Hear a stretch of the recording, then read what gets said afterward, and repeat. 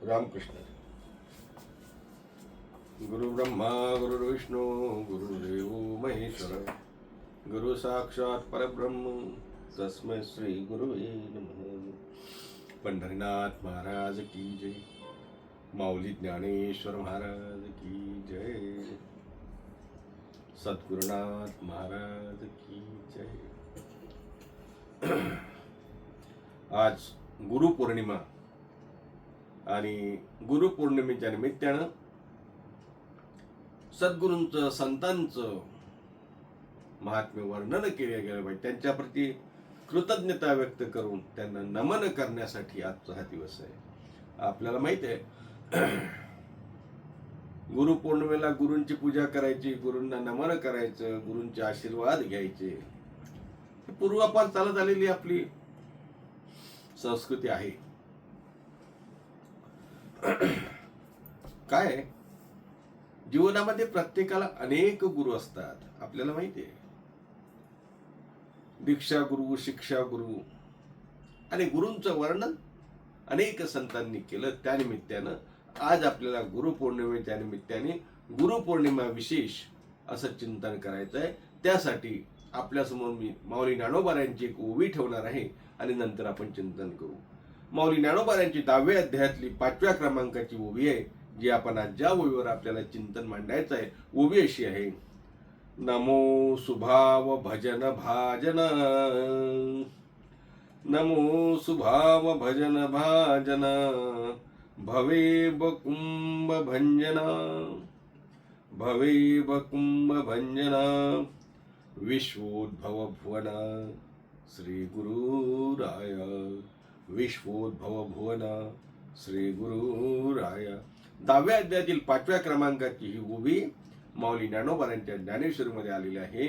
या ओवीमधून माऊली ज्ञानोबाराय आपल्या श्री गुरूंचं वर्णन करतात, श्री गुरूंचा महिमा सांगतात.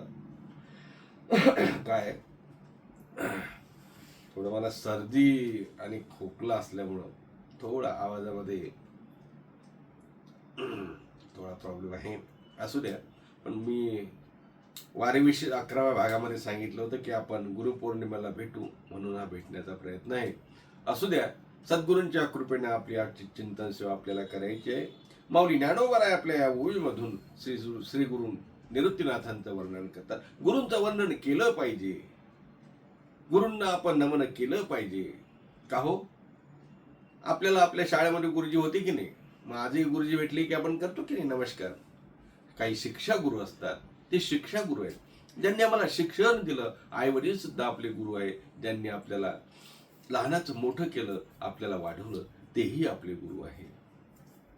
ज्यांनी अभ्यास शिकवला, ज्यांनी शिक्षण शिकवलं, ज्यांनी लहानाचं मोठं करण्यासाठी आणि एक गिरवण्यापासून तर मोठा बनण्यापर्यंत ज्यांनी शिक्षण दिलं, तेही गुरु आहे.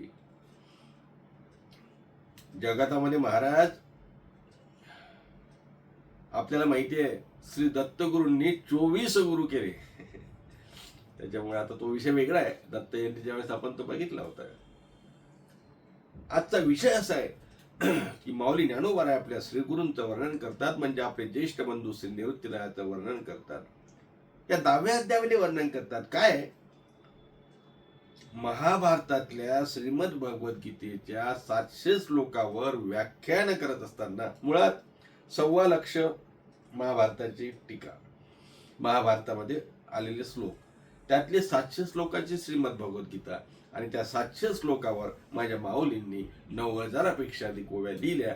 ह्या लिहित असताना माऊलींनी अध्याय क्रमांक 1 ते 9 पर्यंत गीतेचं तत्वज्ञान मराठी भाषेमध्ये मांडलं आणि प्रत्येक वेळी आपल्या निवृत्तीनाथ गुरुरायांना त्या ठिकाणी धन्यता दिली. माऊली म्हणतात अर्ध व्याख्यान झालं हो. 18 अध्याय टोटल, त्यातल्या 9 अध्यायाचं व्याख्यान श्री गुरूंच्या कृपेने मी पूर्ण केलं. आता 10वा अध्याय सुरू करतो आणि मग या गुरुचं वर्णन, गुरुचा महिमा मी या ओव्यांमधून माऊलींनी नकळत सांगायला सुरुवात केली. माऊलींच्या 5 ज्या ओव्या आहेत, ती 5व्या क्रमांकाची ओवी आपल्याला माहिती आहे. पहिली, दुसरी, तिसरी, चौथी ओवी. या 5वी ओवी पण ह्या संस्कृत प्रचुर अशा ओव्या वाटतात. आता जी ओवी तुम्हाला म्हणून दाखवली असं वाटते का मराठीत आहे म्हणून? नमो सुभाव भजन भाजना भवैव कुंभ भंजना विश्वोद्भव भुवना श्री गुरुराया. मराठी वाटते का? संस्कृत प्रचुर अशी ओवी आहे. माऊली ज्ञानोबा यांनी आपल्या श्री गुरूंचं वर्णन केलं. काय माऊली ज्ञानोबा म्हणतात माझे गुरु कसे आहेत? एक सांगू का? गुरूंचं वर्णन शब्दाच्या पलीकडे आहे. शब्दाने ते वर्णन सुद्धा करता येणार नाही असे माझे गुरुराय आहेत. पण तरीही वर्णन केल्याशिवाय मला थांबता येणार नाही. म्हणून माऊली ज्ञानोबा वर्णन करताना म्हणतात नमो सुभाव भजन भाजना. नमो म्हणजे नमन. माऊली ज्ञानोबा आपल्या गुरूंना नमन करतात. नमो नमो सुभाव भजन भाजना. नमन का करावं? नमस्कार का करावा? कोणी कोणाला नमस्कार करावा का? आपल्याला माहिती आहे, तो द्या ते शास्त्राचा विषय. लहान्याने मोठ्याला, मोठ्याने लहान्याला, काय ते बरंच काही येतात. पण इथे माऊली ज्ञानोबा आपल्या श्री गुरूंना नमन करतात का? त्याचं कारण असं आहे महाराज, गुरूंना नमन करावं. माऊली ज्ञानोबा म्हणतात प्रत्येकाने आपल्या गुरूंना नमन करावं. हे जरी खरं असलं तरी माझे गुरु कसे आहेत? माझ्या गुरूंना नमन करणं, का नमन करावं? त्यांची पात्रता काय आहे? पात्रता सांगताना माऊली ज्ञानोबा वर्णन करतात नमो सुभाव भजन भाजना. नमो सुभाव, सु म्हणजे चांगला, भाव म्हणजे अनुभव, भजन म्हणजे भगवंताचं नामस्मरण, भाजना म्हणजे पात्र. नमो सुभाव भजन भाजना. जे शुद्ध अंतःकरणाने भगवंताचं भजन करतात त्यांनीही ज्यांना नमन करावं असे पात्र असणारे माझे गुरु, त्यांना मी नमन करतो. नमो सुभाव भजन भाजना. एकेका शब्दाचा महाराज गहन अर्थ आहे, तुम्हाला काय सांगू. नमो सुभाव भजन भाजना. शुद्ध भाव संपन्न अशा संताकडून सेवा करण्यास योग्य पात्र अशा सद्गुरूंना मी नमन करतो. नमो स्वभाव नमो सुभाव भजन भाजना. माझे गुरु साधारण नाही. माझ्या गुरूंना कोणी नमन करावं, कोणी त्यांचं वर्णन करावं, तुम्ही आम्ही करून चालेल का? आपली पात्रताच काय मला सांगा. अहो, जे पात्र असलेले सुद्धा गुरूंचं बघा, माऊली ज्ञानोबरायांचं वर्णन करताना तुकोबारायांसारखे सुभाव संपन्न असलेले साधू, सुभाव संपन्न असलेले साधू म्हणजे संत तुकोबाराय माऊली ज्ञानोबरायांचं वर्णन करताना काय म्हणतात आपल्याला माहिती आहे ना? मज पाम राशी काय थोरपण, मज पाम राशी काय थोरपण, पायीची वाहन पायी बरी, पायीची वाहन पायी बरी, मज पाम राशी काय थोरपण, पायीची वाहन पायी बरी. पायीची वाहन त्या ठिकाणी पायामध्ये बरी आहे, म्हणजे स्वतःला पायीची वाहन असं म्हणून घेणारे तुकोबार आहे. काय तुकोबारांचा अधिकार हो? तुकितातून अनेसी ब्रह्म तुका असायला एवढा अधिकार. पण माऊली ज्ञानोबारांचं वर्णन करताना ते म्हणतात मी पामर आहे, मी पामर आहे, तुमचं वर्णन करण्याच्या लायकीचा नाही. मी का सांगतोय? इथे माऊली ज्ञानोबारायांनी सुभाव भजन भाजना हा शब्द प्रयोग केला. त्याच्यामुळं मी हे सांगतोय नमो सुभाव भजन भाजना. गुरुराया तुम्ही सुभाव भजन भाजन आहे.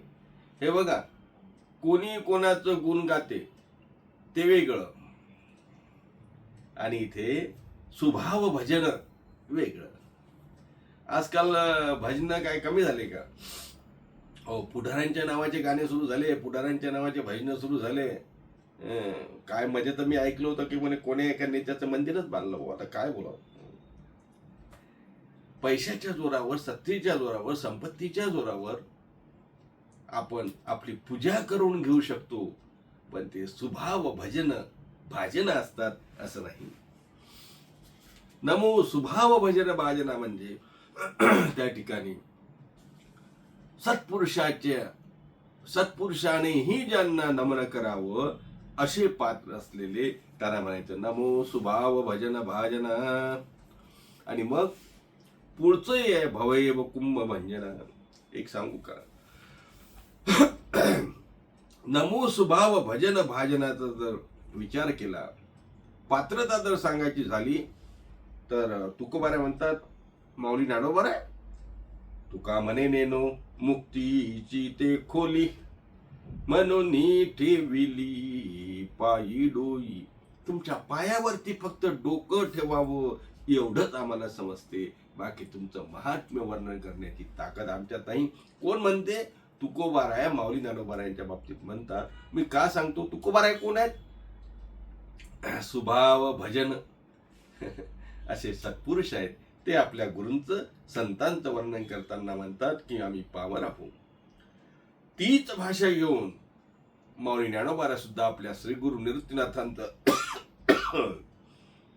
वर्णन करताना त्या ठिकाणी नमो सुभाव भजन भाजना असं म्हणतात. अहो का कोण म्हणजे कोण कोण यांचं भजन करतात किंवा हे कोणाकोणाच्या नमनाच्या पात्रतेचे आहेत? कोण? गुरु. गुरूंना कोणी कोणी नमन करावं, निवृत्तीनाथांसारख्या गुरूंना संतांना कोणी कोणी नमन केलं पाहिजे हा विचार जेव्हा समोर आला तेव्हा तुकोबारा म्हणतात, अहो कोणी कोणी काय, देव सुद्धा ब्रह्म इंद्र चंद्र कोणी असू द्या, ब्रह्मादिक येते तुम्हा ओळंगणे, इतर तुळने काय तुम्हा, इतर तुळने काय पुढे, ब्रह्मादिक ब्रह्मा सुद्या इंद्र सुद्या कोणी आदी दैवत सुद्या ते सुद्धा सद्गुरूंच्या संतांच्या ठिकाणी नमन करू शकतात, एवढी त्यांची पात्रता. काय सांगू तुम्हाला, आपल्याला माहिती आहे ना, अनेक प्रमाणे माहिती आहे. यांच्या चरणाची माती आपल्या कपाळाला लागावी म्हणून देव यांच्या पाठीमागे लागतो. असे संत, असे सद्गुरू. देवै चिरज चरणाची माती धावत चालती मागे मागे. असे गुरु कसे आहेत? नमो सुभाव भजन भाजना. थोडस आपल्याला कठीण जात असे संस्कृत प्रचुर शब्द असल्यामुळे, परंतु अर्थ त्याचा आपण जाणून घेतला पाहिजे. माऊली ज्ञानोबा आपल्या गुरूंचं वर्णन करतात. माझे गुरु कसे आहेत? माझ्या गुरूंचं वर्णन करण्यासाठी अहो देवानी सुद्धा ज्यांना नमन करावं, मोठमोठ्या संतांनी सुद्धा ज्यांना नमन करावं, सत्पुरुषांनी ज्यांना नमन करावं, असे सुभाव भजन करणारे नमो सुभाव भजन भाजना असे सद्गुरू, असे माझे सद्गुरू आहे. त्या सद्गुरूंना मी नमन करतो. आता असं आहे महाराज, थोडासा मला त्रास होत असल्यामुळं मी आजची सेवा इथेच थांबवतो. खरं तर मला आजच या ओवीवर पूर्ण चिंतन करायचं होतं, परंतु ते करणं शक्य नाही. या ओवीवरचं चिंतन आपलं इथे संपलं असं समजण्याचं कारण नाही.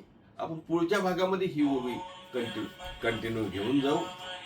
पुढच्या भागामध्ये आपण उर्वरित चिंतन करू. आज नमो सुभाव भजन भाजना भवेव कुंभ भंजना विश्वोद्भव भुवना श्री गुरुराया या ओवीवरच्या फक्त पहिल्या पदावर आपण चिंतन केलं. माऊली ज्ञानोबारायांनी आपल्या निवृत्तीनाथांना नमन करताना आमचा नमन आहे, आमचं साष्टांग नमन आहे, आमचं दंडवत आहे गुरुराया. आपली पात्रता काय आहे? तर आपण सुभाव भजन भाजना, आपण संत महात्म्यांच्या साधू पुरुषांच्या ज्यांच्या ठिकाणी स्वभाव आहे अशांच्या हातून पूजा करण्याच्या, अशांच्या हातून नमन करण्याच्या लायकीचे, पात्रतेच्या एवढा आपला अधिकार आहे. एक सांगू का तुम्हाला, एक होलसेल मालाचं दुकान आहे. होलसेल मालाच्या दुकानात काही कमी आहे का? काहीच कमी नाही. एक जण गेला तिथे आणि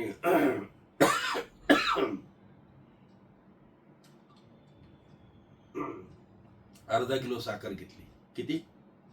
अर्धा किलो साखर. मागे साखरेचं गोडवून होतं त्याचं. आणि नंतर चहा द्या म्हणे 100 ग्रॅम चहाचं पाकिट घेतलं. तिथे चहाच्या पाकिटाचं पण गोडवून होतं. आता याने अर्धा किलो साखर आणि 100 ग्रॅम चहा घेतला म्हणजे याच्या पात्राचीच नुसतं दुकान आहे का ते? तिथे एवढंच मिळेल का? फक्त याला अर्धा किलोची महाराज तिथे आवश्यकता होती म्हणून त्यांनी अर्धा किलो घेतलं. एखाद्याला 200 किलो लागल, 200 किलो सुद्धा तो होलसेल व्यापारी देऊ शकतो. म्हणून आपण अर्धा किलो घेतलं म्हणून तो अर्धा किलोच्याच पात्रतेचं दुकान आहे असं नाही ना. तसं श्री गुरूंना कोणीही नमन करू शकतो, आपापल्या पात्रतेप्रमाणे कोणीही नमन करू शकतो, परंतु आपल्याला दिसतात म्हणजे तेवढीच त्यांची पात्रता आहे असं नाही महाराज. त्यांचा अधिकार मोठा आहे. तो अधिकार तैसा करू उपदेश श्री गुरु. तुम्हाला आपल्या कवेत घेतात, आपल्या जवळ घेतात. त्यांचा अधिकार किती आहे? जे माऊली ज्ञानोबा आहे स्वभाव भजन भाजन असं म्हणतात, त्या माऊलींचा अधिकार किती आहे महाराज? तुमच्या आमच्या सारख्या पामरांना, नास्तिकांना, दीनांना, अनाथांना, पाप्यांना, चांडाळांना ज्यांनी आपल्या जवळ घेतलं, माझं लेकरू म्हणून ज्यांनी जवळ घेतलं, अशी आपली माऊली ज्ञानोबा आहेत की नाही? गुरु आहेत ना आपले ते. ज्ञानियांचा राजा गुरु महाराव म्हणती ज्ञान देव तुम्हासी. अहो ते ज्ञानियांचे सुद्धा गुरु आहे, साधकांचेही गुरु आहे, तुमच्या आमच्या सारख्या अज्ञानाचेही गुरु आहेत. कारण आपल्याला माहिती आहे माऊली ज्ञानोबारांनी पसायदान लिहिताना त्यांना सर्वप्रथम आठवण जर कोणाची झाली असेल तर जे खळांची व्यंकटी सांडू, तुमच्या आमच्या सारखे खळ अदृष्ट दुर्जनांची त्यांना आठवण झाली. म्हणून ती माऊली आहे हो. आई बघत नसते आपला मुलगा कसा आहे. तेव्हा अशी आमची गुरु माऊली असलेले माऊली ज्ञानोबा आहे गुरूंचं वर्णन ह्या ओवीतून करतात. आपल्या निवृत्तीनाथांचं वर्णन करतात, गुरूंचं वर्णन करतात. तेच वर्णन जसं माऊली ज्ञानोबा लागू होते. म्हणून आपण माऊली ज्ञानोबा म्हणून माऊली ज्ञानोबा नमो सुभाव भजन भाजना, नमो ज्ञानेश्वरा, नमो ज्ञानेश्वर. नाही का? अर्थात आज इथेच थांबू, पुन्हा भेटूया.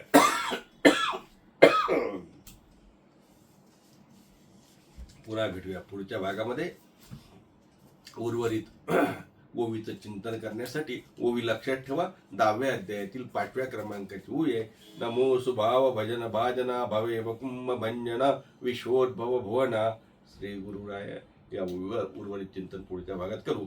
तोपर्यंत सर्वांना रामकृष्ण हरी. एकदा गुरूंचं भजन करू, माऊली ज्ञानोबारायांचं भजन करू. ज्ञानोबा माऊली तुकाराम, ज्ञानोबा माऊली तुकाराम, ज्ञानोबा माऊली तुकाराम, तुकाराम तुकाराम तुकाराम तुकाराम, ज्ञानोबा माऊली तुकाराम, ज्ञानोबा माऊली तुकाराम. सद्गुरुनाथ महाराज की जय. माऊली ज्ञानेश्वर महाराज की जय. जगद्गुरु तुकाराम महाराज की. शांती ब्रह्म श्री संत एकनाथ महाराज की. पुंडलिक वरद विठ्ठल श्री ज्ञानदेव तुकाराम. दत्तात्रय जनार्दन श्री एकनाथ सद्गुरुनाथ महाराज की जय.